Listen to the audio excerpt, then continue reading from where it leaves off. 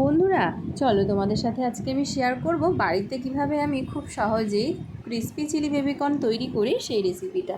এভাবে কিন্তু তোমরা তৈরি করে বাড়িতে বানিয়ে খেতে পারো, ছোট থেকে বড় সবার কিন্তু অনেক পছন্দ হবে। তো বন্ধুরা তার জন্য কিন্তু আমি একটা ক্যাপসিকাম, একটা পেঁয়াজ আর কয়েকটা বেবিকর্ন আর একটু কাঁচা লঙ্কা কুচি নিয়ে নিয়েছি।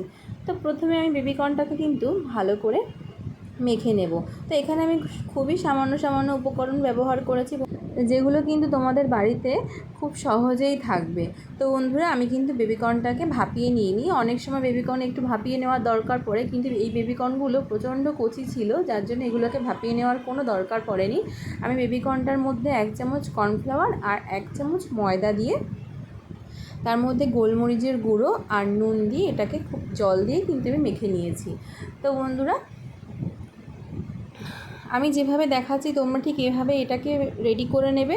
দেখবে এটা খুব সহজেই তোমরা বাড়িতে খুব তাড়াতাড়ি বানিয়ে ফেলতে পারবে। 2 মিনিটের ভেতরে বাড়িতে গেস্ট আসুক, ছোট বাচ্চা হোক বড় হোক, সবার কিন্তু এই রেসিপিটা খেতে খুব ভালো লাগবে। তো বন্ধুরা দেখতেই পাচ্ছ আমি কিন্তু এগুলোকে খুব ভালোভাবে মেখে নিচ্ছি। এখানে কিন্তু আমি এই 4টে উপকরণ ছাড়া আর কিচ্ছু ব্যবহার করিনি বন্ধুরা। তো এটাকে খুব ভালোভাবে মেখে নেওয়ার পর এবার এগুলোকে কিন্তু ভেজে নিতে হবে। তো দেখতেই পাচ্ছ বন্ধুরা বেবিকর্নগুলোকে কিন্তু আমি একটু লাল লাল করে ভেজে নেব।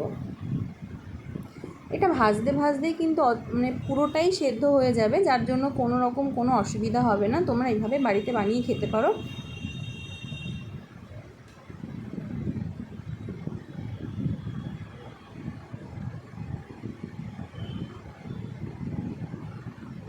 তো দেখো বন্ধুরা বেবিকর্নগুলোকে কিন্তু আমার ভাজা হয়ে গেছে।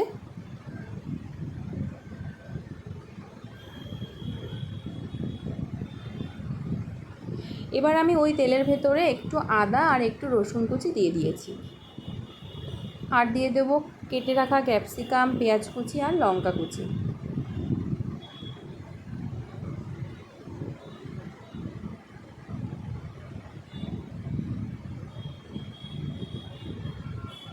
তো এবার আমি এটাকে একটু নুন দিয়ে আর একটু লঙ্কার গুঁড়ো দিয়ে আর একটু হলুদ গুঁড়ো দিয়ে ভেজে নেব। আর বন্ধুরা এখানে কিন্তু আমি বেশি কোনো সস ব্যবহার করিনি। রেড চিলি সস আর ঘরে যে আমাদের টমেটো কেচাপটা থাকে না, সেটাই আমি মিশিয়ে রেখেছিলাম, দুটো একসাথে মিশিয়ে রেখেছি, সেটাই কিন্তু আমি এর মধ্যে এবার দিয়ে দেব। আমি কিন্তু এখানে কোনো সয়া সস ব্যবহার করিনি, গ্রিন চিলি সসও ব্যবহার করিনি। তোমাদের থাকলে তোমরা বাড়িতে অবশ্যই দিতে পারো, কিন্তু আমি যেহেতু সস একটু কম পছন্দ করি আর এগুলো খাওয়া শরীরের পক্ষে খুব একটা ভালোও নয়, তার জন্য কিন্তু বাড়িতে সবসময় এইভাবেই তৈরি করি। এভাবে তৈরি করে কিন্তু তোমরা বাচ্চাদের খাওয়াতেই পারো, সেক্ষেত্রে কিন্তু কোনো রকম কোনো অসুবিধা হবে না। এবার আমি তার মধ্যে কিন্তু ভেজে রাখা বেবিকর্নগুলোকে দিয়ে দেব। তো বেবিকর্নগুলোকে দিয়ে বেশি কিছু আর করব না। 2 মিনিট নাড়াচাড়া করার পর যে বাটিটাতে আমি মেখেছিলাম সেই বাটিটার মধ্যে কিন্তু একটু গ্রেভি লেগেছিলো। এবার তার মধ্যেই কিন্তু আমি জল দিয়ে রেখে দিয়েছি। আমি আলাদা করে কিন্তু কর্নফ্লাওয়ার গুলিয়ে নিইনি, যেহেতু আমার এখানে বেবিকর্ন খুব বেশি না।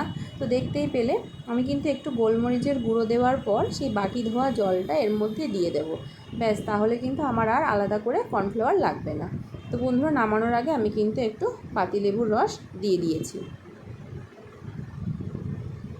ব্যাস বন্ধুরা তৈরি হয়ে গেল খুবই সিম্পলভাবে ঘরোয়া পদ্ধতিতে ক্রিসপি বেবিকর্ন। তোমরা চাইলে খেতে পারো, আর কেউ যদি গ্রেভি পছন্দ করো সেক্ষেত্রে একটু জল বেশি করে ব্যবহার করতে পারো, বা তার মধ্যে আরেকটু কর্নফ্লাওয়ার ব্যবহার করে কিন্তু তোমরা গ্রেভি তৈরি করতে পারো। যেহেতু আমরা এটা শুধুই খাবো, তার জন্য কিন্তু আমি এটাতে আর আলাদা করে দিইনি। তো বন্ধুরা খেতে কিন্তু অসাধারণ হয়েছিল।